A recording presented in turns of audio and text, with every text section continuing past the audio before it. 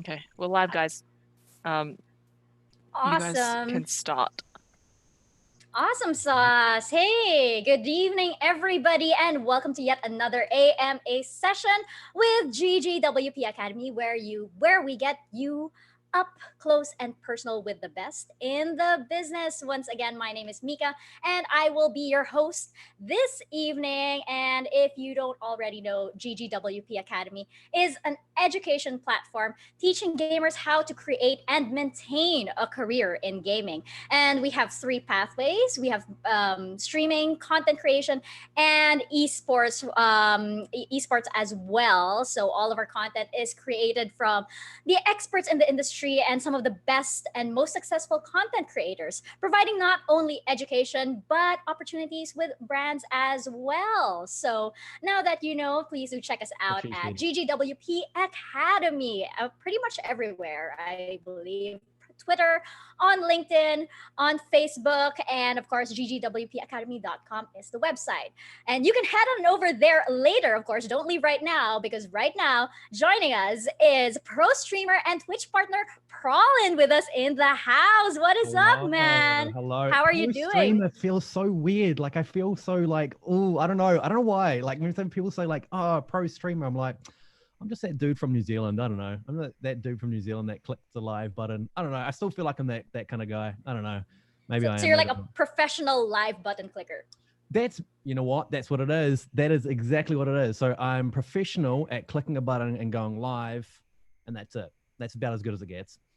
Well, hey, it sounds like a pretty executive title. I mean, I would definitely hire a professional live button It's- clicker. It's going on my CV. Absolutely. Straight away, it's going on my CV. That's what I'm putting it on there. Definitely, definitely. So when I heard that you were coming on for this AMA session, the first question, actually, I'll admit that I wanted to ask you is, can you tell us about your name? Why Prolin? Are you fond of It's- seafood by any chance? Okay, it's honestly one of the worst stories. So like everyone always tells me I should like try and think of like a way better story to tell people, but um the way that it came about is basically someone offered me. So I was in the car scene. I'd have modified cars and stuff, and someone offered me a personalized plate, and they're like, "Oh, it means prowling." And I was like, "Oh yeah, cool, like prowling, cool." I was in my teens. I think I was like 18 or something. So I was like, "Yeah, cool, mean I'm prowling for some girls or something." I don't know. Like I was just young and dumb sort of thing, and I was just like, "Cool." They're like, "Oh, it'll be $200," and I was like, "Mean." Like they're usually about $1,000 to get a personalized plate. So I was like, "Sweet, let's get that." Anyway, I chucked it on there, and it wasn't obviously spelt like prowling; it was spelt like prawlin. And I was like, "Oh, like I'll still buy it." Anyway, that's the end of the story. that's literally Oh, that's literally it. so it Yeah. was totally out of your hands. Yeah, well, kind of like, yeah, it was. I mean, it kind of was. It kind of wasn't. So, like, I purchased the plate, and then I was just like, I used to be called something else, which I won't say on here because then people will look up and they'll find like all my old stuff, and it's super embarrassing. So, like, I don't want to say it on there. But, yeah. So I basically got that number plate and then made my username there and everything there, and yeah, and that's how I became Prawlin. But the whole like seafood side of things, like the prawn and like how all my logos is like a prawn and stuff. Basically, someone once they saw the name, they're like, "Oh, are you like the Prawn King?" And I was like, "No." They're like, "Oh, your name kind of looks like you might be like the Prawn King." And I'm like, "Well, guess what? Now we're doing prawns for my logo." So yeah, that's literally it. It's honestly like the worst story, and it's so bad, but that's how I got my name.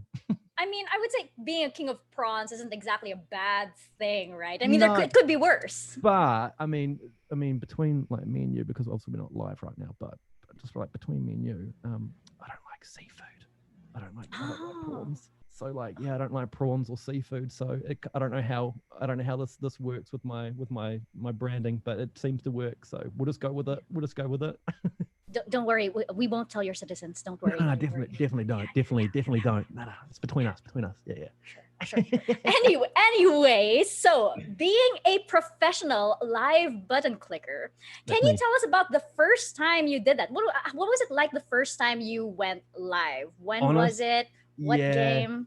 So I started streaming about 4.5 years ago. So it was, to be specific, it was about February in 2016. Originally, what happened was I was just scouring on Twitch, and I came across someone that a lot of people know is Laurie Pops, who is a New Zealand broadcaster as well. And I started watching her, and I was like, this actually looks really, really cool. So I was like, I'm going to give it a go, download OBS to get all the programs and everything. And then I thought, I'm going to go live and just give it a crack. Now, the very first game that I ever played was Far Cry Primal, which is a terrible game. It was a really, really bad game, but it was just a game that I played. And every single time, this is what I do, and I always tell people this when they ask. The very first time I'd go live, and this was probably for like a solid month, I'd click the start button. So I'd already playing the game. I wouldn't have like an intro or anything like that. I'd click the start button, and then I'd sit there and just be like, and I'd just be playing the game, and I wouldn't say a single thing. I wouldn't even like look at the camera. I wouldn't say hi. I'd just sit there and be like, play my game, and I'd physically wait for someone to come in, and then if someone came in and like, hi, I'd be like, oh, hey, how's it going, man? Like, blah, blah, you know, talk to them, and then if they stop talking, they'll be like, Zone out again. just zone out again. Yeah. And then I finally watched one of my broadcasts back, and I was like, oh my God, I am actually an idiot. Like, what am I doing with my life? Like, sitting there just zoning out. So yeah. But yeah, that was literally the first time I went live, and yeah, it was pretty crazy. I think a lot of streamers can relate to that. I mean, I remember when I briefly tried streaming, and the first time I went live, I was pretty, just focused and not even reading any comments or anything or whatnot. Yeah, it's definitely like, it's something that you've kind of got to get used to with like reading. So you're trying to focus like playing on a game, but then you're also trying to like read chat and see like, and keep an eye on it, because obviously, if someone comes in, then usually like one thing that I've sort of found is you usually have like a window of maybe like, I don't know, 60 seconds to sort of 2 minutes, where if you don't like acknowledge that person, there's, and if that's if they're like brand new to your stream, then the chances are they may just kind of back out and go find someone else, because a lot of people may want to be said hi to or whatever. So yeah, so it's really hard trying to juggle that. Right, right. So at what point, what was the turning point for you? When did you begin to take all of this really seriously? I mean, like watching your very first broadcast, and what changes did you make? When did you decide that, okay, I got to fix myself up and actually greet everybody who comes onto my stream? Yeah. So I think I was on like Twitter, or I was like Googling or something, and I was like, okay, like, what do people do? And I started watching other people's streams and bits and pieces, and I saw how they would just talk. And then the one thing that I realized is a lot of people will go through and watch your VOD. They'll go back and watch your past broadcasts, your previous broadcasts, all that sort of stuff, and try and see if they like your content. Now, if you go live, and obviously if they've just come to your page and they're going to look at a past broadcast, and it obviously start at the very beginning. Now, if you sit there and you're just like not saying a single word, single thing when you go live, and that's the first thing that they see, chances are they're going to be like, what is this guy doing? Like, what is he like? What's going on here? So when I watched that, I was like, okay, so if I'm going to be watching a past broadcast of someone, or someone's going to be watching me, sorry, then I need to make sure that people see that I'm talking, and some people may not even be there. Someone, like, literally no one may not be there. No one's talking. And I finally realized that when you go live, you go, hey, everybody, how's everyone's day going? What'd you guys get up to on the weekend? What do you got planned for the weekend? Oh man, like on the weekend, I did this, I did that. So you're talking, but you're not, like, you may not be talking to anybody, but if someone comes back and watches your past broadcast, then it looks like you're talking to people and you're actually energetic, and yeah, so it's kind of like a long-winded answer, but yeah, you get, that's how I kind of realized all that. So yeah. Right. And I guess you have to remember that as a streamer, you are streaming towards, it's a performance. It is a performance, and you do have an audience to interact with and bounce off of. Yep. No, absolutely. It is very much, yeah, it very much is that. And you're there to entertain people. And like I always say to people is, if you're not playing something or doing something that you enjoy, and you're literally miserable, you're not going to be entertaining someone, and then they're not going to really be enjoying it either. And you can see it straight away. If someone's not enjoying the stream, they're not, not entertaining and stuff. So yeah, you definitely want to be entertaining. Yes.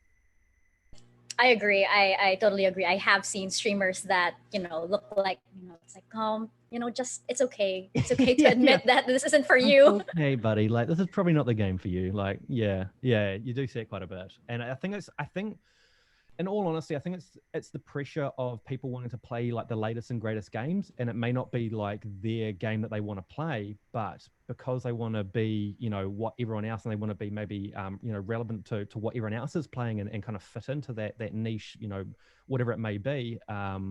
Yeah, I think a lot of people just try and force it instead of just playing something that they actually want to play and something that they actually enjoy. So, yeah. There you go, guys. One of the many golden nuggets of wisdom over here. You Don't know, force it if you know it's not your thing, because that is definitely going to show on your stream. So absolutely. from going from, totally ignoring everybody on your stream to suddenly representing Logitech, Red Bull, which is right behind you, by the way. Hello to your beautiful fridge over there, and Omen as well. I mean, how did these come about? Did you approach them? Did they approach you? Can you tell us about that? Yeah. So originally, one of the very first companies that picked me up was actually Logitech New Zealand, and I actually got introduced to Logitech New Zealand through a guy who was in the streaming industry, and he's not so much anymore, but his name is Ross. So shout out to Ross. But he basically introduced me to Logitech and just basically pushed my name and said, this guy loves everything Logitech. I've always been a Logitech fanboy, and just said, hey, can you guys reach out to him?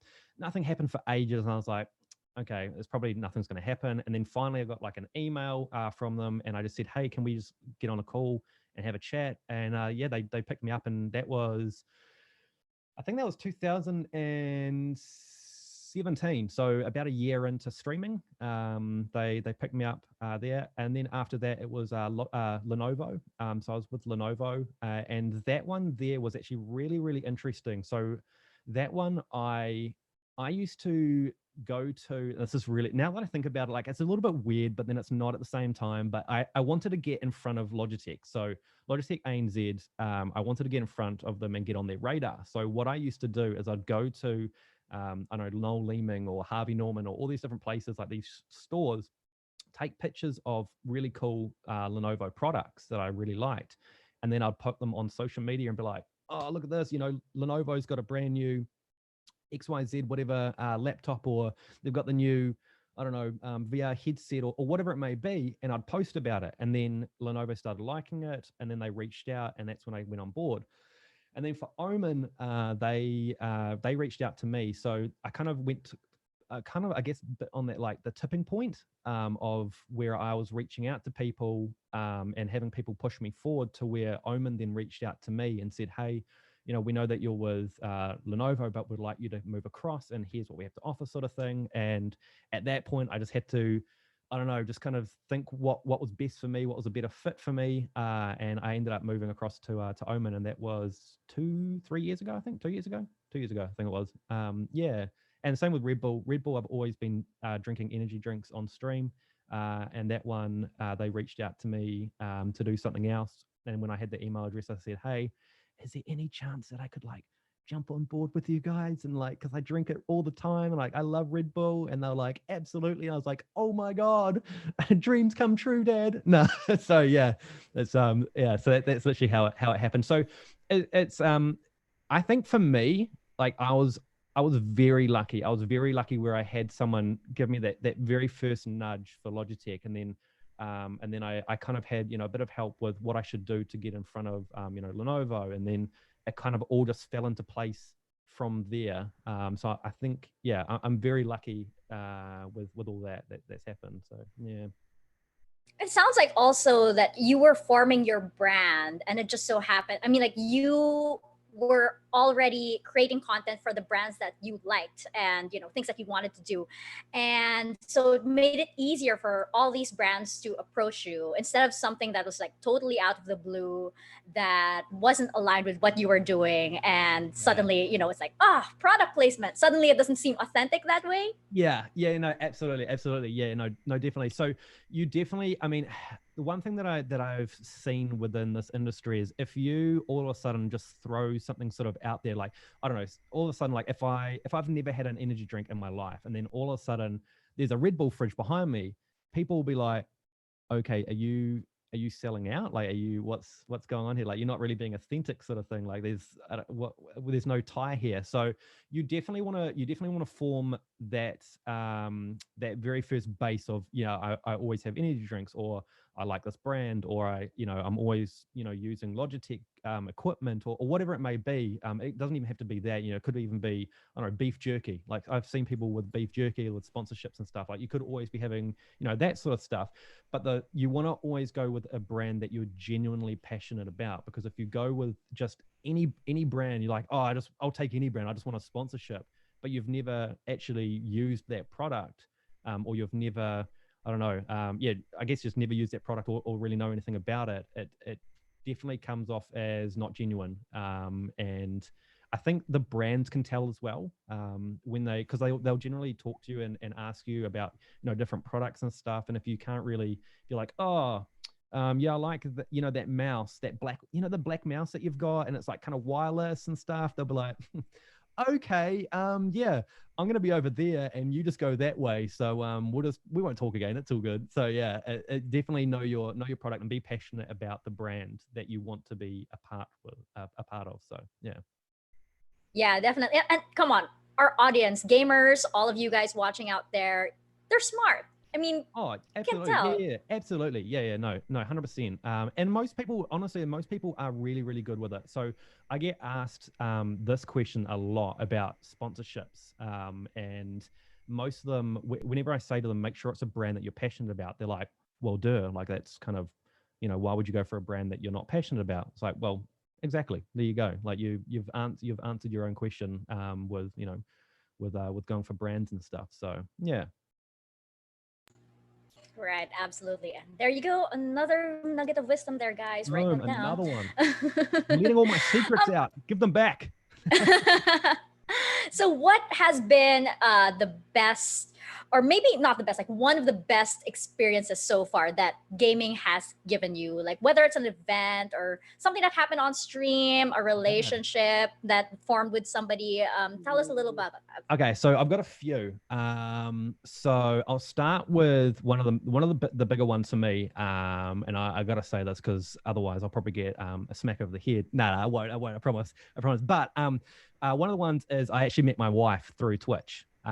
So yeah, so we I think it was I was in someone no yeah I was in Lori Pop's chat, and she raided.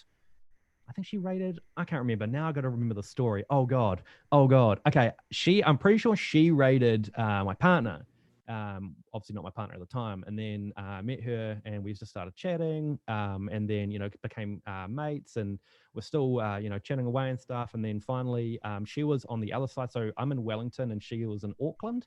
So I flew up to Auckland to meet her, and we just hung out as mates, sort of thing. And then skip forward years, and here we are, and we're married, and yeah, and she's moved down to Wellington and everything. So yeah, so that was obviously like the best one. So now I can cross that off. Now I've done my bit there, so she won't backhand me when I go to bed. But no, so that was honestly, like, jokes aside, that was probably one of the best moments. But the other one is obviously just meeting people at events. I love meeting people at events, people that come up to you and say, hey, I'm such and such from your stream. Can I grab a picture, or can we just chat, or anything like that? I absolutely love that sort of stuff. That is probably one of the big and best highlights that I've had with streaming. And one of the other ones that is like massive for me, and I don't know if they're watching right now because I can't see who's watching, but I actually had someone come into my stream who's actually one of my mods now, and she came in, and we started chatting and stuff just through through streaming, and modded her because she was there all the time. Anyway, I only found out I think it was beginning of this year, I think it was, that she said that I saved her because she was so depressed and was actually having Oh. suicidal thoughts, that when I invited her into the community and they made her laugh and stuff, yeah, it really helped her. And last time she told me that, I was live on stream and I was like bawling my eyes out. I'm like live and I'm like trying to play a game and she's like telling me this. I'm like, oh my God, oh my God. I'm like, hang on guys, hang on. So yeah, no, it was really, really cool. Like that sort of stuff it just opens up your mind to like what a streamer and what like a community, what you can do for people, like how you can change someone's life by doing that. Like it blows my mind that something like that can do that, but it's so awesome as well. Like it's just so, yeah, it's awesome. It makes me so happy. Yeah. Absolutely. That was beautiful. And I think, sometimes um as maybe a gamer or a streamer, you can take it for granted because like you're pretty much like by yourself and you're reading out all of these comments. So sometimes the impact that you have on other people isn't immediately felt No. until you actually go to these events and you meet everybody that you've impacted, everybody who watches you, and they actually see you. You see it in their eyes when they get to meet you, Yeah. you know? It's honestly, it's one of the coolest feelings in the world. It is just, yeah, just getting to meet and like putting like a face to the name sort of thing, and like just having a chat to them and just talking with them and just just gelling with them. It's so cool. Honestly, it is probably one of the coolest things that you can have. And also, I mean, the other cool thing as well is obviously when you go to an event and someone calls out your name, they'll be like, you'll walk past and be like, Prawlin, and you'll be like, oh, that's me. Yeah, yeah, that's me. You're looking around and stuff, and I don't know. It's just it's really it's not weird, but it's something that it takes a while to get used to when someone will call out your name, sort of thing. It's yeah, it's still something that I'm still trying to get used to, but it is very cool. It is so cool. Yeah, it's very humbling as well. Yeah, and I mean, I guess you're definitely reaping the rewards now, but um, there is also a lot of hard work that goes into all of this, and I want to ask you about all of that. I mean, I think you posted something on Twitter a little recently about taking a break just to give yourself some mental space and everything. Can you tell us about all of the hard work, all of the behind the scenes stuff that goes on in building your brand? Yeah, so one of the things with building a brand is when you very first start, you need to put like a lot of effort into it. So when I first started streaming, I probably put more effort into building a brand, building the stream, building your overlays, everything in your channel and networking. I probably put more effort into that than I did actually working. So when I very first started, and I still do now, I'm still working full time. And I also was working full time then. I probably put more effort into building this because there's so much. You got to remember you're starting with nothing. Like nobody knows what your channel is. Nobody you're one person in the sea of million or thousands, probably not millions, but thousands of people. And you've got to put a lot of effort into it and get noticed. So when I very first started streaming, I put on like everything. I put everything into it, and I was streaming. I think I was streaming 6 to 7 days a week, anywhere from 3 to 6 hours every day. So I'd literally come home from work and then just carry on streaming. Start up a stream and just go till really late, go to sleep, wake up, go to work, and then keep doing it. And about 6 months in, I burnt myself out. And I just was like, I cannot be asked doing this. This is just like, what am I doing? This is stupid. So I ended up taking a break I think I took a break for about a month, I think it was, and just kind of regained myself and worked out where I wanted to go and what I actually wanted to do. And then started up again and yeah, and started, the Prawlin brand again. But it's definitely like even now, even with building a brand and you've got the brand there and you've got all these things, you're still always on that mindset of wanting to do better and wanting to update things and wanting to always improve. So you're always, even when you stop going live, you go and sit on the couch, but you're still thinking about all these things that you can do, and maybe I can cut a bunch of clips and I can do all this sort of stuff. So it's almost like a 24/7 gig. Like it's literally like a 24/7 gig where you're just constantly thinking and trying to think of other ideas and cool things to do. So yeah, it's definitely taxing, it can be very taxing on your mental health as well. I'm very passionate about people talking openly about that sort of stuff, because it does happen. And then I know in like New Zealand, and it'll be the same with, you know, probably in Australia and everywhere else, there's a lot of stigma around mental health, where it's just kind of like a topic that people just don't talk about. And a lot of people are opening up and talking about it now, which is amazing. But people just need to realize that if you're feeling, I don't know, if you're feeling tired, if you're feeling like you're getting burnt out, take a break. Like, take a break. I cannot stress it enough. Take a break. Your stream will still be there. Your stream will still be there if you take a day off. It's not going to just all of a sudden just vanish. So yeah, that is probably one of the biggest things I cannot stress enough, is just take a break. If you need a break, take a break. Yeah, yeah. I came across this analogy recently, wherein it's the analogy of, you know, when you're on an airplane and if you hit some trouble, you're asked to put your mask on first Yep. before putting it on somebody else, because if you don't have that space, if you don't have that care for yourself, you won't have the capacity to help others, or in the case of streamers, maybe to you know, be able to represent your brand well and provide good content if you're not taking care of yourself first. That's exactly it, honestly. And if you're burnt out and you're tired and you're still streaming, people can see it. Like, you're gonna sit there and instead of being like, you know, hyper and be like, hey guys, you know, welcome to the stream, you're gonna be like, hey guys, welcome to the stream. You know, you're gonna, I mean, probably not so, you know, so much like that, but you're gonna be, your energy's not going to be as high. If you're a high energy streamer, then if your energy is not as high, then, you know, people are going to tell straight away that is you know, maybe you're a little bit burnt out. And obviously if you're burnt out, you know, you can get into a situation where you might be feeling, you know, like, I don't know, angry or frustrated with things. And then all of a sudden, you know, if you're representing brands and stuff, then all of a sudden you're getting frustration, and someone comes in and may say something to you, and you just like on a whim just bite at them and you say the wrong thing, and then it spirals into this big you know, big ordeal. So yeah, it's honestly so good just to take a break, even from social media. Social media can be taxing as well. Just take a break, a breather, hanging out with the family, some friends, you know, your partner if you've got one, your animals, give your dog a pat, I don't know, take your dog for a walk, and just take a breather. And it's, yeah, it honestly does wonders. It helps so much. Cannot stress it enough. Mm. Absolutely. I totally agree. I saw a post recently from one of my friends who's a content creator as well. And she was saying how she's spending so much time on all of these materials around her brand that by the time she actually gets into creating content, she's so tired Yep. and she doesn't feel like herself anymore. And I told her, girl, you gotta rest. You gotta take a break. Get yourself back first. Exactly. And it's the best thing to do is, if you've got all these ideas that you want to do, just don't do them all at once. Just take your time. Honestly, like, take your time. Do maybe, you know, one a week, one a month. It's perfectly fine. Like, it's not a race. There is no race with streaming. You don't. It's not a race to the finish line. There is no finish line with streaming. A lot of people will say, you know, the end goal is, you know, to be partnered on Twitch.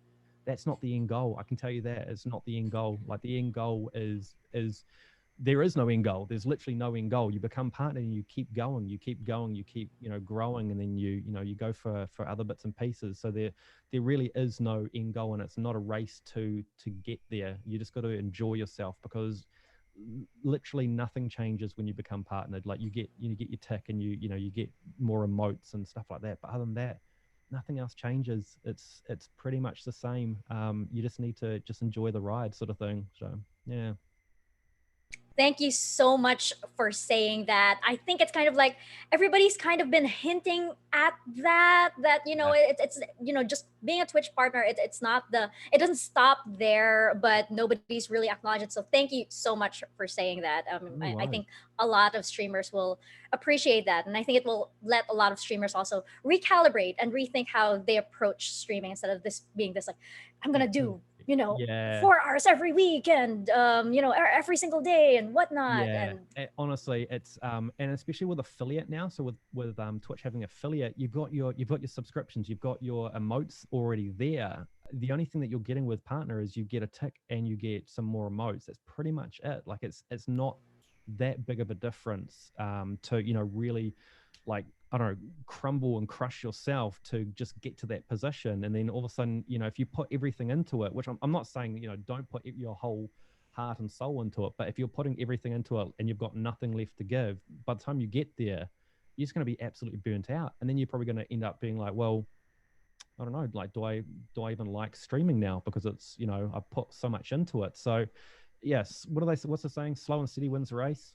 There is no Yeah. race, but just go slow and steady. Honestly, there is no race to be won. It's everyone has their own journey, and just take the journey and roll with it. So yeah. Absolutely. I love that. And by the way, you did mention tech, and I just want to acknowledge that that is also a huge investment in being a streamer. I mean, you guys, you have to spend on all of these equipment just to make sure that your stream is of good quality as well. Can you tell us about the tech and hardware side of your stream? What did you start out with, and how has it upgraded and evolved throughout the years? Ooh, okay. So when I very first started streaming, it was a single PC, just like your kind of average kind of gaming PC. I think I had two monitors when I very first started. I had no lights or anything like that. I was just using just a webcam, and just my PC, and I'd go live, and that would be basically it. And that was perfectly fine. That was honestly perfectly fine.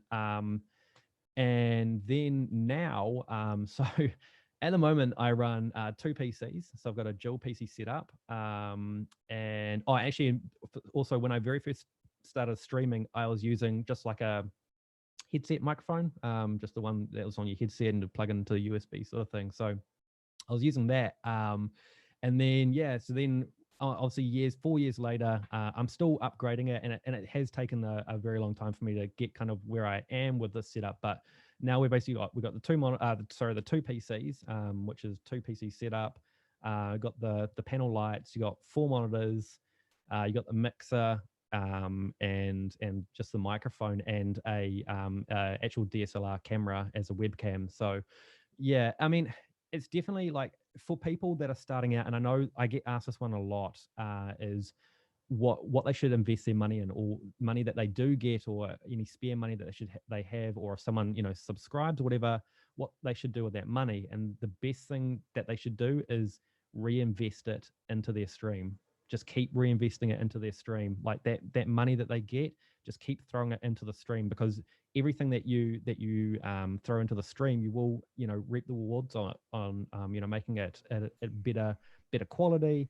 And it's not just purchasing a microphone, or purchasing a stream deck, or a mixer, or a camera, or whatever it is. It's also you can pay someone to do your overlays. You can pay someone to make a better start screen, or a be right back screen, or an ending screen. Or you can pay someone to say, hey, can you make some monthly clips for me, or can you make a monthly clip, or something. There's all these different things that add quality and add to your overall content, without having to be something like physical, like a microphone, etc. So yeah, always invest. Don't spend that money on, I don't know, like taking it out of PayPal and putting it in your account and going down to McDonald's and getting yourself a feed. Like, just, yeah, invest. I cannot stress it enough. Mm. Yeah, and I guess it also shows that you are investing in this long term. I Yep. mean, it shows that you are building something, and you eventually hope that this will lead to better quality. This will lead to better content for you, because you're hoping 2, 3, maybe years from now, you get basically to the kind of quality content that you hope to give. And that's why people do watch you and stay tuned, and watch you grow over the years. Absolutely. Yeah, no, absolutely. You definitely want to invest in stuff that you can see you're going to be using for a really long time. You don't want to invest in I don't know, in a crap product, and that breaks later down the track, and then all of a sudden you invest in another crap product and it breaks on the you want to save that money, and get your proper stuff, and focus on that. But also, like, don't stress too much about the overall quality, because you need to also make sure that your actual gameplay and all that sort of stuff, and make sure, actually the biggest one as well, is making sure that it's something that you 110% can see yourself doing long term, because it's a lot of money. it is a lot of money that you invest into it. And if you invest the money into it, and then all of a sudden you're like, actually, like a year later, you're like, actually, this is not quite what I wanted to do. I can tell you the resale on most of the stuff that you'll buy is probably under 50%. You do not make like next to nothing back on the stuff that you've purchased. So it's just make sure that that is what you want to do before you go out and spend thousands of dollars, and don't get yourself into debt. Oh my god, don't put it on the credit card. Don't put Oh, it on the that's a good credit one. card. Yeah, don't put it on the credit card or get a loan out or anything like that. Just work towards just slowly getting little bits and pieces at a time. And even like I know a lot of people are anti it, but even putting up like a little sub goal on your stream, just saying, hey, this is what I'm aiming towards. A microphone, a $200 microphone. This is what I'm aiming towards. People will eventually come in and start donating and bits and pieces, and at least they can see what you actually want to improve on your stream. So yeah, I can't stress enough. Don't get a credit card. Don't go down that track. It's just it's nasty. It's a nasty track to go down. Mm. Yeah, exactly. And just overall, I think actually I think not just for streaming, just yeah. overall, like just everybody, just stay away from a credit card, okay? Like they are horrible. Right. I mean, like, if you can't touch it at all, Yeah, good. yeah, yeah, exactly. Yeah, no, they're horrible things. Everybody, and if you're growing up, if you're young watching this, just don't get a credit card ever. Oh It's horrible. gosh. Yes. Teenage years. Yeah. Anyway, I'm pushing that aside. um, so recently, I have to bring this up, of course, since we are talking about the streaming world. Yes. There have been some major changes in this industry right now. We have Mixer coming in, merging with Facebook. Twitch has some major changes as well in terms of streamings, and music artists have begun to enforce, copyrights and everything. What's your take on this, and have you been affected by this in any way? Yeah, so I'll start with the Mixer thing. So the Mixer merging with Facebook, that was really left field. I honestly did not see that coming whatsoever. I knew Mixer was struggling. I knew that they weren't really projecting the way that they wanted to be. But I actually never thought that Mixer would basically just vanish or merge, as they're calling it, with Facebook. Facebook is a really interesting platform to stream on. For me personally, I would never move to Facebook gaming, and the only reason for that is for someone to talk to you on Facebook gaming is they have to use their personal account. So when they're talking to you, it's their personal name, it's their personal Facebook, and that to me, I mean, a lot of people won't be bothered by that, but to me, that's just I don't know. I just wouldn't want to put people in that situation. And it's just not something that I'd want. For Twitch, the whole music side of things. Now that's a really, really interesting question because Twitch has always had that in their terms of service. So it's always been something there that you're not supposed to do. So you're never since Twitch has basically been around, you've never been allowed to play music on your stream. Now Twitch, they would turn a blind eye, I guess, a little bit. I mean, they'll try and cut it out, from your VODs, not so much your clips, but your VODs, your past broadcasts. They'd cut the audio for anything that was detected in there and picked up. They'd cut it out for music. Now with all these artists coming out, because I'm guessing the only thing I can think of is obviously with COVID coming into effect and people losing their jobs, and maybe artists maybe needed some more money, maybe, I don't know, or maybe they had more time to look into these sorts of things. They started obviously doing these DSMA takedowns on people, and it's not. I saw a lot of stuff on Twitter where people were blaming Twitch for it. Twitch isn't to blame for this. They're the ones that basically they get handed the notice, the legal notice from these artists saying, "Hey, we've got this. This is on your site. It's your site, Twitch, and this person has been playing music." So Twitch then has to go to these people and say, "Hey, slap on the wrist. You knew this is in your signed agreement when you became, when you started streaming. You should have known this." And they give you 3 strikes. I think 3 strikes is pretty generous, to be honest, because it can be a huge fine that Twitch can take. So it's unfortunate that it's come to this, and it's unfortunate that we can't play the music that we may want to play and everything, but it's something that every streamer has always known. We've always known it. And it was only a matter of time. I think in 2018, I think it was, there was another part where there was a lot of takedowns happening as well. Same sort of thing. And it just seems to happen in cycles. Maybe every 2 years, there's another cycle where they go and, you know, do a bunch of takedowns. But there's plenty of free music, like the, what is it, no copyright sounds or something, I think it's called, that you can play and just kind of jam out to. Or, I mean, if you're really worried, just don't play music. I know it sucks, but we're all kind of affected. Otherwise, you're just rolling the dice on your channel, and if you get banned, then you literally cannot come back to Twitch. That's it. You can't create another account and come back. It's a permanent thing. So you definitely want to be wary about it. But I personally haven't had any takedowns, thank God. I only had one takedown on Twitter though, which was weird. So I had that a few months ago where they did a DMCA takedown on a clip that I uploaded, and it had a little bit of music in it, but it wasn't Twitch. So I don't really care about Twitter. It's all good.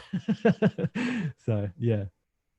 Another opportunity I feel that might come out from that is that, you know, you might as a streamer, you know, you might be able to partner with maybe a musician who might provide, you know, audio content for your stream. Yeah, so there's a lot of stuff that I've seen come out on Twitter as well, where people are saying, these artists are saying, hey, you streamers can use all our music for free, perfectly fine. Like, we'll give you written consent to play our music. And I know there is some people currently looking into actually purchasing a license to be able to play music, which is awesome. And I think they said it was something like $200 a year or maybe $100 a year sort of thing, which in my eyes, it may seem like quite a bit of money, you know, up front sort of thing, but that's a hell of an investment to make. And that's a really good investment to make, because it means that you can play all this music and you can, you know, sing along to people, and you can have your chat start doing song requests. Because one of the things that that a lot of streamers like to do is do song requests, where people can, you know, request their favorite songs and have that playing. As soon as this DMCA stuff started happening, that had to completely stop, because all streamers are worried that they're going to get a takedown from these you know, from these songs. So yeah, I think if you can purchase a license, it'd be cool. And the ones where people are saying it's totally fine for you to play our music, it's amazing. Like, those guys are really, really awesome for doing that, and it helps us out, and it helps Twitch out in general with all that. So yeah, it's really, really cool. I wish more artists would do it, but yeah, we'll see. Yeah. You brought up something that I actually want to ask you about, which is that you know, when we were talking about Mixer and Facebook gaming, how Facebook gaming does use personal profiles, which to be honest, like that kind of puts me off as well.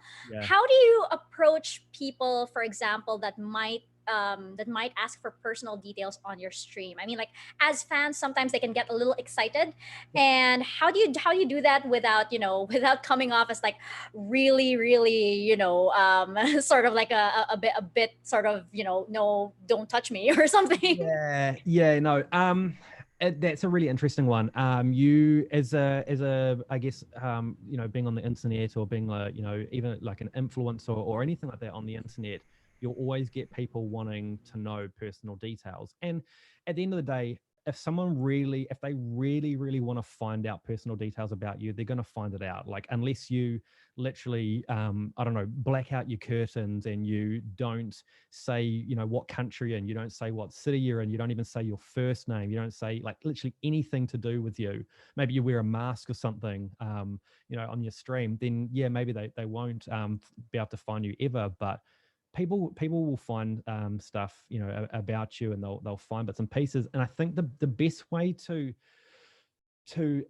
tackle it is just to, maybe, you don't want to be a dick to them. You don't want to be like, yo, dude, this is really weird, like, what are you doing, sort of thing. Like, you're a bit strange. You want to tackle it in a way where you say to them, maybe like, or you acknowledge that, you know, they're wanting to, or if they have found information about you, you acknowledge it, but then just say, yeah, like, let's just, you know, it's a little bit, strange. Or you just say, hey, it makes me feel a little bit uncomfortable, and tackle it from that perspective. But I definitely, like, if someone wants to find out your name and you're not comfortable with it, or if someone finds like your Facebook, that's a very common one where people will find you on Facebook and start adding you. Don't feel like you have to add them. Just ignore it, and if they talk to you and chat about it, maybe just joke it off. That's, I think, my biggest thing that I do is I just kind of just joke it off, in chat. If they say, oh, I added you on Facebook, be like, oh, did you?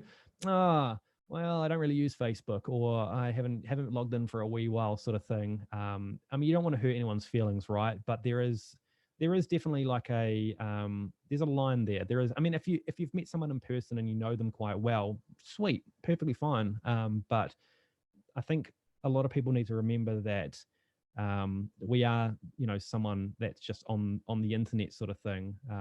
And I would consider everyone in my stream, friends, but they may not be like friends with like everything that's going on in my real life, and especially with like stuff that's going on in my real life. There's a lot of stuff like where I work, on my Facebook, and maybe stuff that I'm talking about, and stuff that's going on with my partner and my family and stuff. And it's just one of those things where I personally like to, keep them very separate. I like to make sure that they're very separate things. There's Hayden, which is me during the day, just my normal work and everything, and then there's Prawn, after dark. Nah, nah, there's Prawn. There we go. Yeah. Is this a switch right now? Nah. So yeah, there's there's a fine line, and I would try and keep them separate. That's the best thing I can say is try and keep them separate if you can. Because yeah, you go into like muddy waters, and it gets awkward, and then you get awkward and they get awkward, and then yeah, awkwardness, yuck. Yeah. Definitely. I mean, you kind of want to keep that line there, and if they just naturally cross it, good for them and good for you. I mean, you get a friend, but I feel like they don't need to force it, and No, you don't no, need to definitely force it not. as well. Nah, definitely not. If they're making you feel uncomfortable, you got to remember that you can always talk to them about it. And if they're still really pushy on it, maybe you just time them out. Maybe you have to ban them in your thing. There's nothing wrong, and I know a lot of people will put up with a lot of stuff, in their chat, because they don't want to ban someone, they don't want to lose a follower, they don't want to lose any of that sort of stuff. But you're opening yourself up to all the stuff that's going on. And I mean, realistically, you have every right to block that person and say no, like, I've told you no. And then yeah, and just move on, get rid of them, move on. As harsh as that sounds, but you got to remember that you got to protect yourself, and if you're not comfortable, then you've got to look after your number one. You look after yourself first. So yeah. That's right. It all goes back to that, and that's a big part of it, I feel. And I feel like you have to cultivate that culture as well with your audience. Yeah, absolutely. You do have to set the kind of, I guess, the boundaries, right from the start, and just, I guess, pray that no one oversteps it, because otherwise you got to have the hard words and be super awkward turtle and be like, ooh, hey man, yeah, nah, this is not so cool. Let's not do that again. Yeah, right. So what are some of the less traditional ways that you found to maybe engage with your audience? Like, I saw recently you did this thing for in support of the LGBTQ community, Yeah, of like, painting your face, which was awesome, by the way. I love that. yeah. Like, yeah, what sort of like non, very, it's not the typical streamer way to go, but that actually really, that your audience really enjoyed. Yeah, so I originally, God, I think it was like 3 years ago. I started. So I came out of the shower one day. This is how I literally how the body painting stuff and the makeup stuff started. I basically came out of the shower. I had a really blotchy face because I had a super hot shower. Like, I have it literally like it's melting my skin off, and it's just how I have my showers. But my skin was all patchy and stuff. And someone was like, "Hey, you should put some concealer on." I was like, "Let's do it." So I put some concealer on, and someone was like, "Oh, that's really cool. You should do that again." So anyway, then all of a sudden I was like, cool, let's do Makeup Monday. And then all of a sudden it turned into, me trying to copy off, like YouTubers, and try and do their looks and stuff. And people were like, holy shit, this guy's actually like getting a little bit better at this sort of stuff. And I had so many, and this is another really, really cool thing about Twitch. I had a lot of people message me and said, thank you so much for doing this. because the fact that a straight guy is doing this on Twitch makes us feel so much better, like we can do it as well. And I had other guys saying, hey, I've always wanted to do something like this, but I just haven't felt comfortable. But now that I've seen you doing it, like I really want to do this as well. And I'm like, yes, like do it, like go for it. And I think that side of things, when I very first did that, there wasn't really anybody doing that sort of thing on Twitch. So not so much there's not so much like a male doing that sort of thing on Twitch. There's a few, but there definitely wasn't like many. And I think that's probably what sort of helped boost me up and engage with my audience. And the again, the body paint that you saw with the Pride body paint, I saw that it was Pride month, and I was just like, I 100% support everything to do with the community, and I wanted to show that I'm an ally for them. I'm not someone that's that's an enemy. And I was like, let's do it. Let's do a Pride paint, and it looks cool, like all the colors and stuff. The only thing that I don't like is the glitter that I put in my beard, because it took me so long to get that glitter out of my beard. I tell you what, and I've still got glitter on my floor. So that's the only gripe that I've got about that body paint. It's the glitter. It was an absolute nightmare to get out. Oh yeah, oh yeah. I gotta tell you, there's nothing that anybody can absolutely do about that. The glitter just gets everywhere, everywhere. So bad. It was like in my ears, and it was like in my headphones, and then I put my headphones on the next day and it put more on me, and I was just like, oh no, I can't do this right now. Yeah. So And then you put it on a week later and suddenly there's more. I know. I'm still finding glitter. Like I found some on my laptop, and I don't know how it got on my laptop because my laptop's in the lounge. But I got no idea how it got there. But yeah, the unconventional, I guess, kind of unconventional, like the not normal way, the non-normal way of engaging for me was definitely the body paint and the makeup streams. Just to, I guess, just show that. Yeah, I'm not someone to be scared of, or I'm not someone that's an enemy or anything like that. I'm just that dude from New Zealand doing my thing. So yeah. Absolutely. And more power to you for doing that, man. And Yeah. I wanted to ask you about, this experience coming out as a pro LGBTQ streamer. What are the challenges and responsibilities that come with, standing up for an advocacy like that? Yeah. So every single time that I've done either a body paint stream, whether it's the Pride one or not, or when I did like the makeup streams, the Makeup Monday and stuff, you get a lot of hate. You get a lot of hate. I usually don't have to ban people on my streams, but when I do those body paint streams and I do the Makeup Monday, we would sometimes get up to this is a few years ago, would get up to 6, 7, 10 people being banned in one stream just because I'd come in and just say all these stupid things where, all of a sudden, because a male's painting himself, he's instantly gay. Like it's just really childish things like that you get labeled with. And if someone wants to label me that, cool. Like there's nothing wrong with being gay. I'm straight. I'm married. I'm not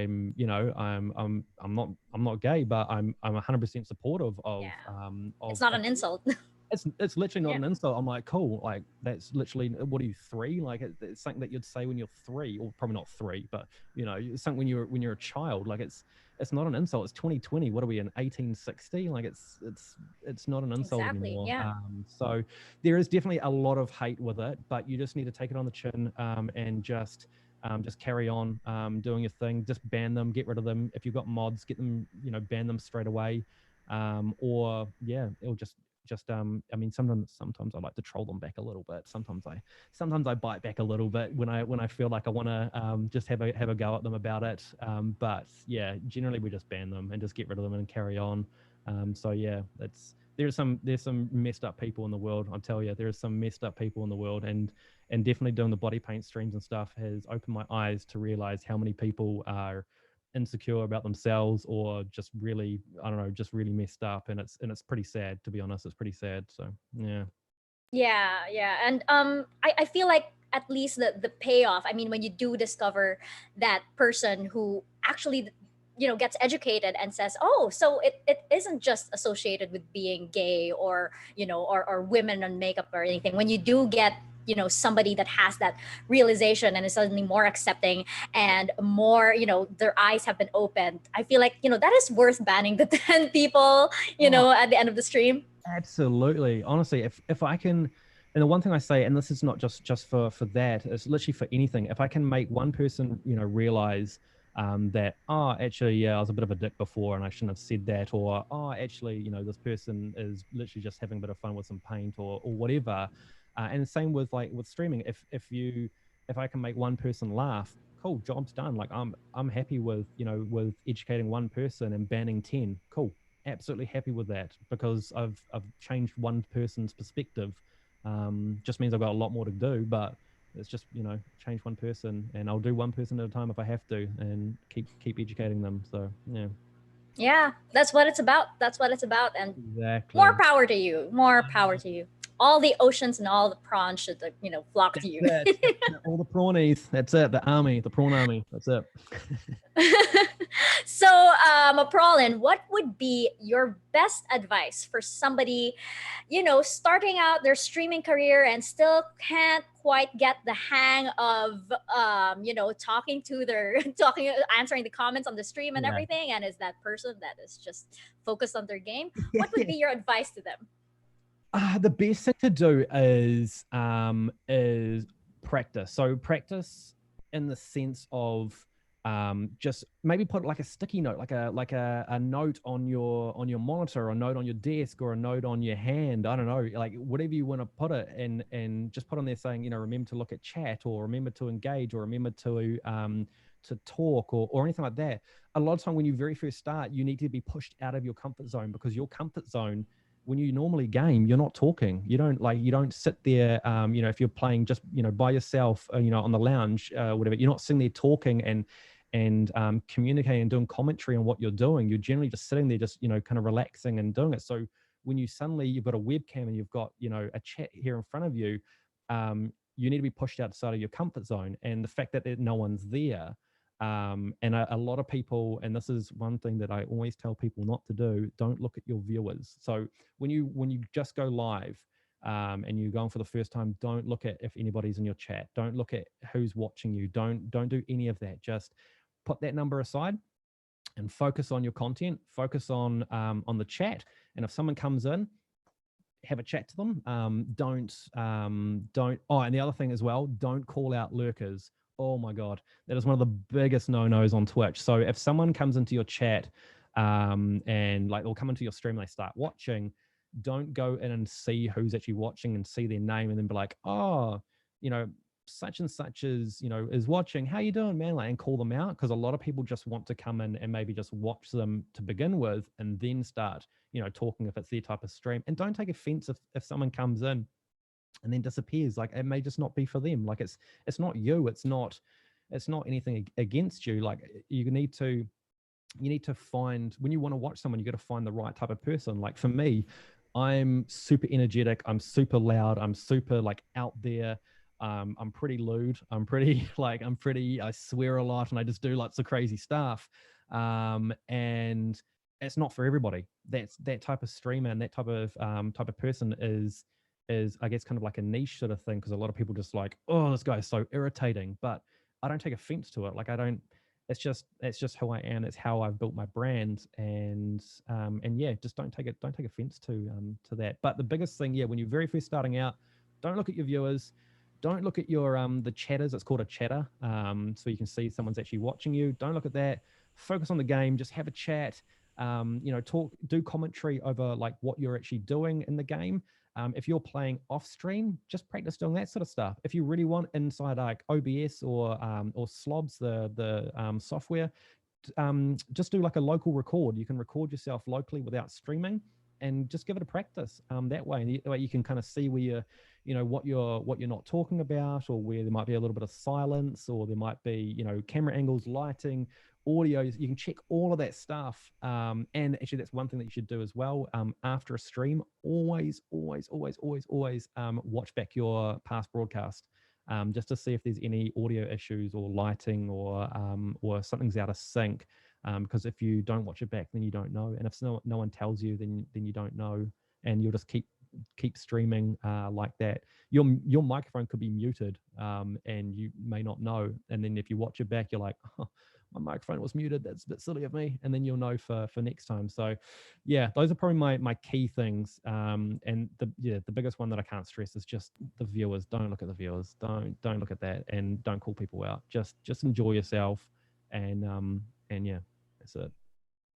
Excellent, excellent advice for everybody out there. And speaking about everybody watching out there, we have some questions coming in from our viewers. Thank you guys so much. These are so good, by the way. And if anybody else wants to send us some questions as we approach the end of our show, the end of our session, please do send them in. We're going to try to get to each one of them right away. Since this is related to what you just said, we have this question over here from Sir Harris. Hello over there, Sir Harris. When just starting streaming, what can you do to keep yourself hyped up when the chat is quiet? I want to know the answer to this too, because there have been times where you're just like, I cannot think of anything anymore, and you're just doing the weirdest stuff. What do you do? Honestly, like I even now I get it. So one of the worst things for a streamer is when chat kind of stops moving. So especially if if you've had people in there and it's been moving and then it kind of slows down, or you might have someone come in and then it kind of stops. And that for me is what I kind of call like kind of like the silence, like it's like the empty air, empty space sort of thing that you need to fill. What I usually do is I will, if someone was in there, I'll ask some questions. I'll say, how's your day been? They'll say, blah, blah, blah. I like to, one thing that I really like to do is I like to build kind of like a friendship with them where I kind of know, quite a bit of, not quite a bit about them, but like, I know, certain things that they like doing, or, if I say, hey, how was what are you doing this weekend? They say, oh, I'm going to go see my family. Well, the next week I can say, I can genuinely ask, and because I do generally care about everyone that's in there, and say, how was your family? And it's a matter of talking and engaging with them and keeping them engaged. There is always going to be times where it goes quiet, and nothing that you do, you can keep trying to grab on and trying to save it and trying to chat with them, and they might have been gone, and that's not a bad thing. It's not anything against you, like I said before, but it's just they might have had to go to the toilet, I don't know, their mum's calling out, anything like that, and it's nothing against you, but it is really hard. And honestly, I don't have the magic thing on what to do for that. The only thing I can literally say is just keep talking. If you go quiet and try not to focus on it, just enjoy the game, keep looking over. If no one's there, just make still do your commentary, and still say to them, to the chat, like, chat, I hope you're having a really good night. Or you can say, oh, what's everybody everybody in chat, what are you guys doing tomorrow? What do you guys got planned for this weekend? What are some games that are coming out that you guys are excited about? And a lot of the other thing that you can do as well is mods.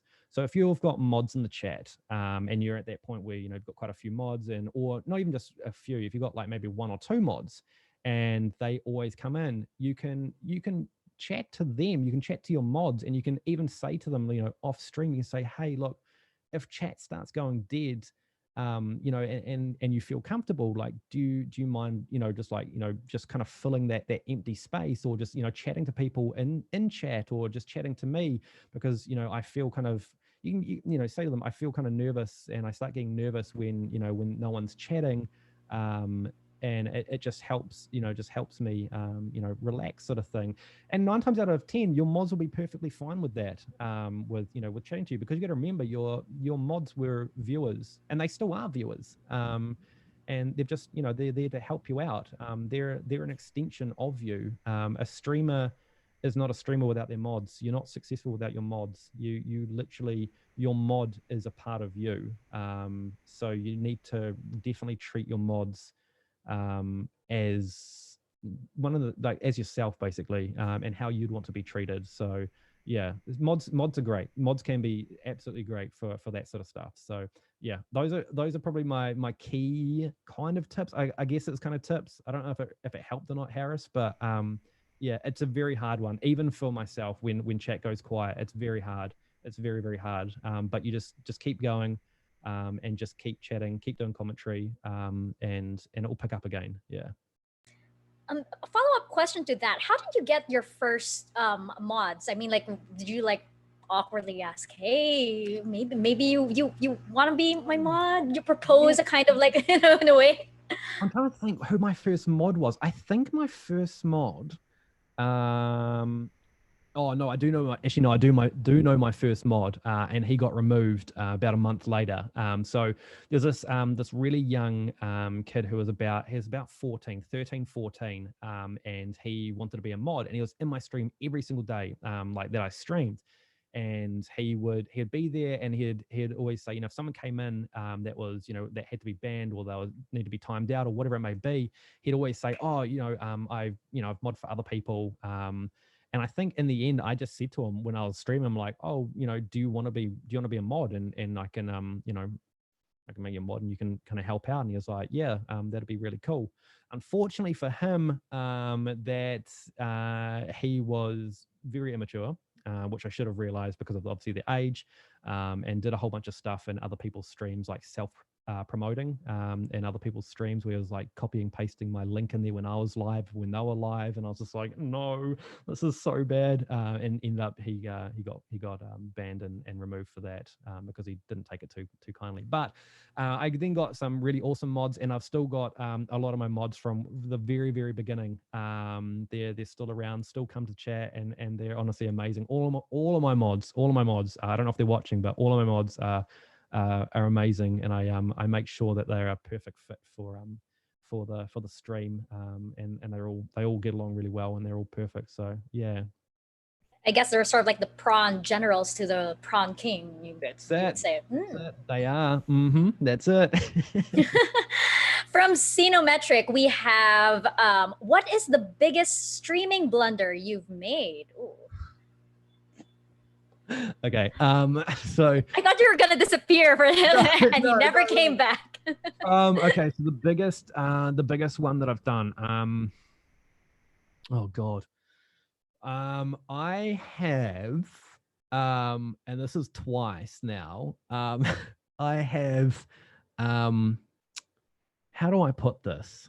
I have gone to do a fart and followed through twice on stream, and that, let me tell you, is not something that's so I've done that twice, and there's actually YouTube clips of it. I'm on like the stream fails. This was the first time. It was like years ago. It was when I very first started, and I ate something that I shouldn't have, and it disagreed with me, and it was just an absolute nightmare. So that's probably my biggest one. And the other one would be I leaked my address once on Twitch. I opened up a window, and it had like my address on it. I was like, oh no. Yeah, it was an old address. So it was a few years ago.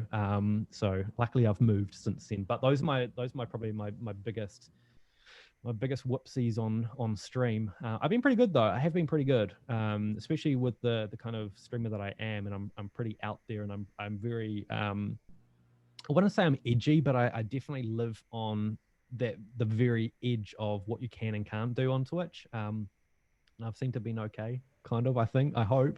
I hope. Lewis, if you're watching, if I've done anything wrong, please tell me. But yeah, no, those are probably it, honestly. Just really unfortunate things that I've done. Yeah. You didn't get any weird visits to your house after leaking that address, did you? No, I didn't. Thank God. Because that would just be, I don't know what I'd do if someone came to my house that I didn't genuinely know or hadn't met them before, and they just kind of just showed up. I honestly don't know what I'd do. I don't know if I'd be angry. I don't know if I'd be like awkward. I feel like I don't know. I feel like I'd be very protective, because obviously like my wife's here. Yeah. She was a streamer, but she's not anymore. She didn't want to carry on doing it, and she's very she's just a sweetheart, and I just wouldn't. If someone came there, I feel like I'd just get super protective. I don't know. I feel like I would. Yeah. I'd be like super paranoid and whatever. That's it. So, Mom, I got another follower. For Kiffin, I hope I'm saying that right. Do you think webcams are a requirement for streamers, or do you think that people can have good streams without one? That's a good question. so was that so good if it was if someone has a webcam? I think my alert just went off, and I think it went through your thing for a follow. That's so funny. Okay, sorry, sorry. The alert, not the alert. Sorry, the webcam.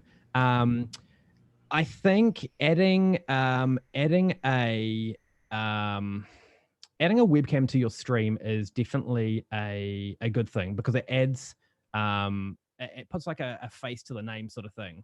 And a lot of people like seeing your expressions to playing a game. You know, if you're in a scary game, a lot of people want to see you get like a fright, or people want to see you get upset or get emotional with the game, and get in touch with it. So I think for me, one thing that I always think is, if you can get a webcam and you're comfortable with being on the camera, definitely 100% invest in one.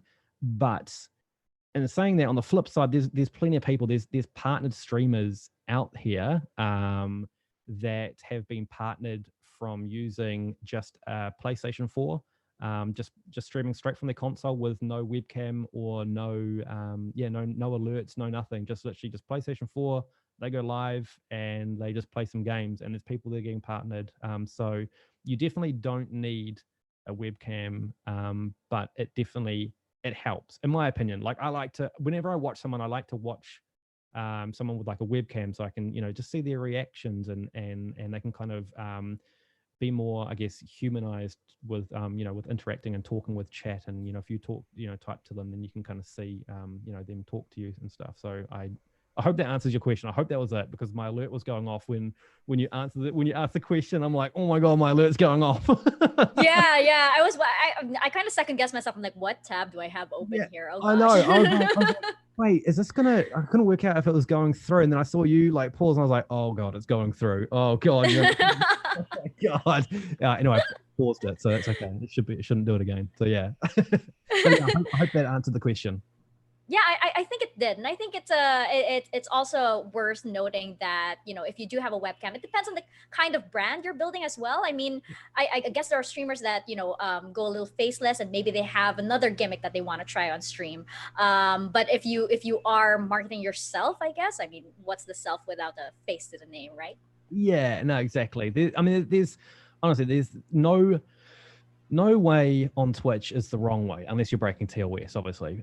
But no way is literally the wrong way. There's just different people having different journeys on Twitch, and different things are successful. Different things may draw people in quicker. Other things may not, and it's just how it goes on Twitch. But yeah, some people, for like myself, just prefer watching someone with a webcam, so you can interact with them. Interacting with them more. So it just depends what people like. But yeah, I think that kind of answers it. I hope. Yeah. I'm sorry if it doesn't. Totally depends. So you could make it work, or you could not. Any Yeah. which way, totally Yeah. depends. Exactly. From the Monkey Boy AUS, what do you think are some of the biggest hurdles in the live streaming industry today? I think somebody mentioned this in a previous session, but somebody brought up there's a bit of a oversaturation right now going on, especially since everything's going online. So I think that might be one. But what do you think are some of the biggest hurdles right now? Absolutely. So 100% oversaturation is a huge thing at the moment. There's definitely there's more people coming to Twitch. So Twitch is still growing. It's still seeing its numbers increasing with more viewers. The thing with the oversaturation part is there's more streamers now. So which is awesome. Like that is really, really cool to see that people are jumping into streaming and wanting to do the whole streaming side of things, and giving it a crack. But obviously, with more and more people coming and streaming, then it obviously starts get oversaturated with like directories, and if there's more and more people playing the same game that you might be, so there's obviously more of a chance of you maybe not being found, or or maybe a regular viewer might have been regular, and then all of a sudden they're streaming now, but they are streaming at the same time as you. Again, it's nothing against you, it's just they want to take their journey now as well with streaming. So it's definitely the biggest thing is oversaturation in the way of hurdles, and the other thing is just trying to get out there. The way that Twitch works is with their directories, they always put obviously the person with the highest amount of followers. So the people that have already built a brand, they've already built their community, they've already built everything, they've got the highest numbers, so they're going to be right at the very top in a directory. And then if you're just starting out, you're all the way down the bottom, and you got to, if someone wants to come find you, you got to sit there and scroll right to the very bottom. So it's really, really hard to be found with that. And that's where obviously social media comes into and plays a huge part on it, of being on Twitter, being on Facebook, and just promoting yourself on there and saying, hey, I'm going live, and just interacting and organically networking with people is how you grow on that. I'd say that's probably the biggest hurdle is getting viewers and becoming found. I think that is the biggest one. And obviously the oversaturation, it's pretty bad at the moment. But hopefully, I don't know whether we'll see it change or not and swing the other way, where there's not as many people streaming, or or there's just more viewers coming in. I guess we have to wait and see what happens with it. So yeah. Right. I'm actually surprised that like some people that I never thought would stream are suddenly streaming. I'm like, oh, I had no idea that you wanted to. It's interesting. I know when I very first started, 4 years ago, streaming was very much a thing where it's like, a lot of the people that were streaming and were getting into streaming were the ones that were kind of maybe wanting to get into either like acting or comedy show or like entertainment side of things. And a lot of people were cool with just watching the stuff. But now that they see just how easy it is to go live and how fun it can be, everyone wants to give it a go, which is awesome. Like it's so easy to go live now, especially with well, not so much Xbox now, because obviously with the mixer and stuff, but with PlayStation, you can literally just go live straight from there, and everybody can just give it a crack and give it a go. So it's definitely shifted from being more for entertainers and stuff to now just everybody can give it a go, which is cool. I like it. I do like it. Having more and more people on Twitch and streaming.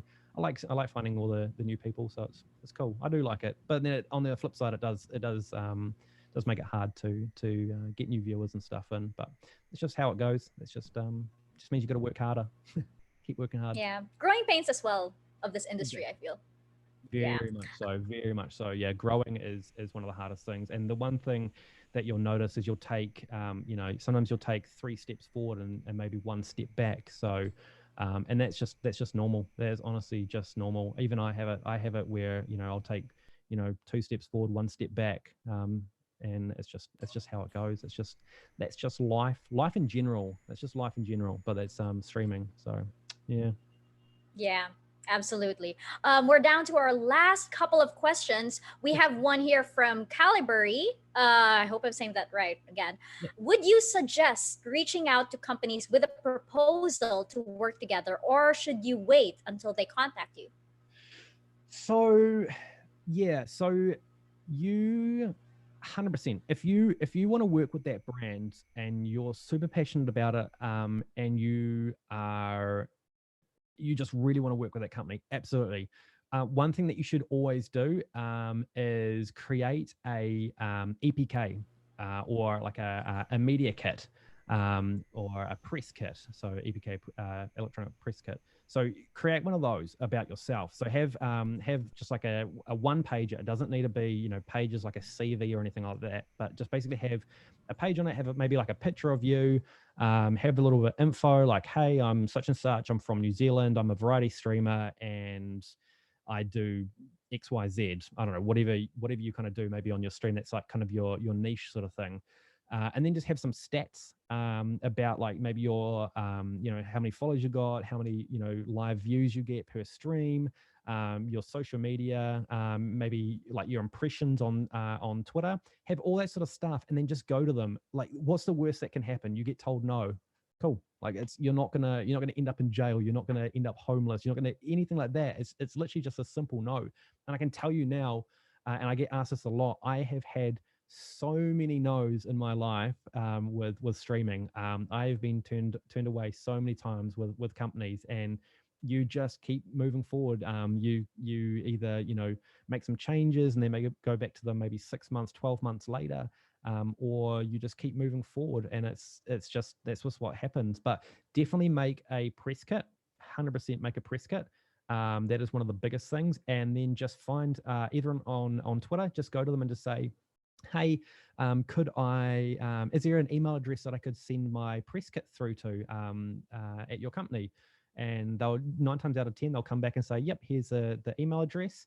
And then you just send it through, and then you basically, so when you do it, you also want to word your email in a way that you're not demanding free stuff and you're not demanding that they work with you. Just you say, hey, I'm a big fan of your products or whatever it may be, and I would love to work with you. If you're interested, or you don't need to say that. You say, I'd love to talk with you. You could just literally just say, hey, I'd love to, I love the brand, and I would love to have a chat with you sometime. Here's my press kit, and then leave it at that. So the ball is then in their park. If they want to reach out to you and they want to have a look and all that sort of stuff, then they can check you out. And if not, then you just leave it at that. One thing I will say is just definitely, if they don't reply to you, don't start hounding them. Don't start messaging them being like, hey, I never got a reply. Hello, is anyone there? Or anything like that. Oh no. That is the worst thing that you can do. I used to run the AK Racing New Zealand social media page, and the amount of people that would do that, because we'd just be busy, and the amount of people that would message even like an hour later. If I didn't reply like within an hour, they'd just keep messaging. I'm just like, oh my god, please Oh don't. my god. Yeah, I felt like just going back to him, like, this is not the right way of doing it. Like, no, please, just don't do this again. But yeah, that's the biggest thing. Just leave it up to the company. Put the ball in the park of the company, and if they want to reach out to you, then they will. And if they don't, then it's okay. It's perfectly fine. You can try again. 6 months, 3 months, 6 months, 12 months. If you've changed some bits and pieces, you can try again. And there's no harm in trying. So yeah. Yeah, and I feel like Calibre and any other starting streamers out there, if you guys maybe want some help in terms of presenting yourself this way, I know this part can be one of the most daunting parts of streaming, but if you want help, maybe I don't know, GGWP Academy can help you out there. Yeah. We've got a 2-part question over here from Isuran Silverman. We have first, when is Twitch Sings happening? And second, what is your biggest regret in regards to your interactions with your community? Oh, let's start with the lighter one first. When is Twitch Sings happening? So Silverman is actually one of my mods. Hey there. As soon as he said, so basically they are, he's trying to get me to do Twitch Sings. So I always sing on stream. But they've always asked me to do a Twitch Sing stream, and it just terrifies me. It absolutely just terrifies me. So I've always just put it off and be like, nah, yeah, maybe one day. And then they finally were like, I asked about a tweet. I put out a tweet, and they said how many retweets to get me to do a Twitch Sings, and I thought I was being it was quite high, and I said 100, and they're almost there. So it's obviously going to be pretty soon, Mr. Silverman. Oh no! How many more do you need? Let me add to that. I'm gonna look for that. Let me add to that. It's 3. Hey, I think it's really close. Oh, that is so doable. I'm gonna help you out right now. I know it's so bad. But yeah, it'll be soon, Sam. I'm sure it'll be soon. Damn it, man. Damn it. What was the other question? What was the second part? The second question was what's your biggest regret in regards to interactions with your community? Oh, that's a heavy question. What's my biggest regret with an interaction with my community? I actually don't know. I don't think I've had any regrets with things that I've done. I think for me, everything that I do, maybe, oh no, if anything, maybe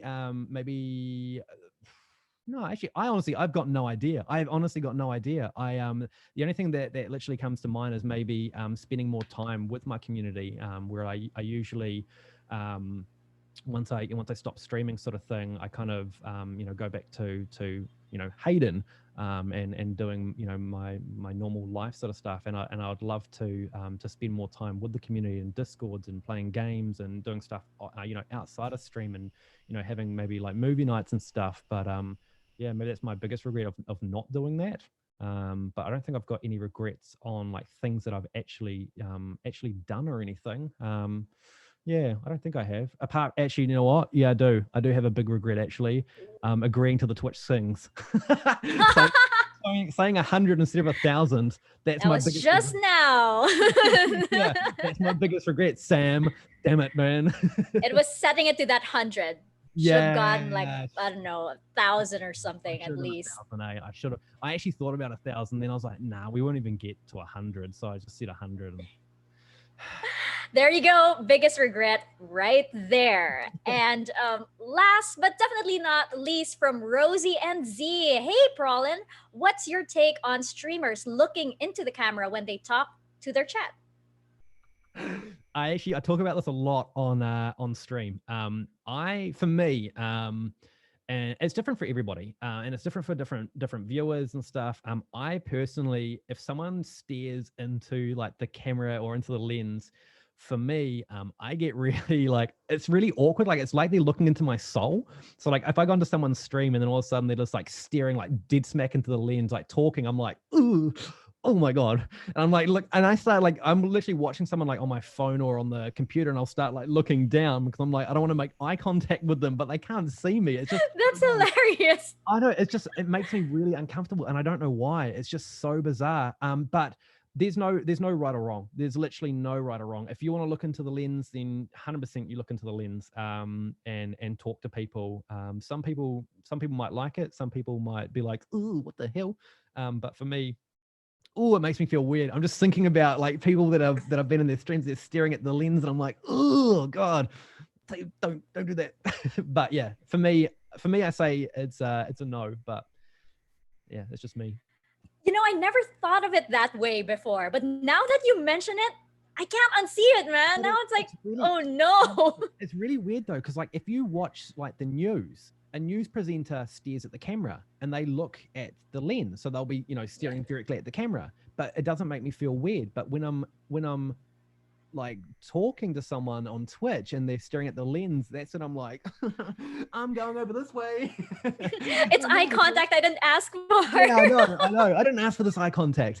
Yeah, it's bizarre. It's very different. But then I don't know why it's different, because TV, they're staring at it, but then on stream it's very similar to TV, but it's, yeah, I don't know how that works. But maybe I'm just weird. I don't know if it could just be me, but it gives me the heebie-jeebies. It makes me feel one of the many things I think that sets aside like streamers and TV, it's probably that weird eye contact right there. Yeah, absolutely. It's really there's actually not that many people that look at the camera. There's a few that I've been into, and they stare at it, at the lens, but it's actually not that common. A lot of people will just like stare like down here and like read chat or carry on watching what they're the game that they're playing and stuff. So it's not that common, but the odd person that you do pop into. And now I bet you everybody that's watching this or listening, I can just about guarantee they're going to go into a stream and someone's going to stare at the lens and they're going to be like, that son of a bitch, Prolin. Oh my God, now I'm never gonna yeah, I'm going to be counting that now. I'm going to be counting that and like, yeah, next time you go on the stream and someone stares at that lens, you'll be like, oh my God, I never noticed it, and now I do. Yeah, cannot unsee, man. Well, Prolin, this has been such a good chat. I know we've gone over time, but there are just too many good conversations, too many, those golden nuggets of wisdom. If I am sure people know how to reach you, but if people still don't know where to find you, where do they find you on social media, on Twitch, and everything? Yeah, so on all my social media, it's always just Prawlin, Prawln. Same for Twitch, and my DMs are always open for people if they've ever got any questions or anything, or they just want to have a chat about life or anything. I'm always there, and I always reply to people. So yeah, if you ever if you ever stuck, or you just want to just pick my brain on something, obviously once you've gone to GGWP first, but then if you're not too sure and you still just want to pick my brains, then you're more than welcome to find me through a DM, and I can help you, whether it comes to the tech side of things and fixing bits and pieces, or just having a chat. You're more than welcome to. Always open. And don't forget, guys, Prolin just needs 3 more retweets until he joins Twitch Sings. So do head on over to his Twitter, find that tweet. I'm gonna hunt that tweet down with you guys. Yeah, I'm gonna get rid of it. Let's go, guys. It's a race. Yeah. Thank you so much, and thank you to our audience for staying with us, even though we've gone a little bit over time. This is just such a good conversation. I loved it. And as usual, we are GGWP Academy pretty much everywhere. You can find us on our website, ggwpacademy.com, and it is at GGWP Academy pretty much everywhere, on Facebook, on LinkedIn, on Twitter, on Instagram. So hopefully we will meet again, everybody. Thank you guys so much. I have been Mika, and this is the Prawn King over here, or I'm not sure where you are, somewhere over here in this vicinity. I don't know. Yeah. I'm here. Thank you so much. Good night.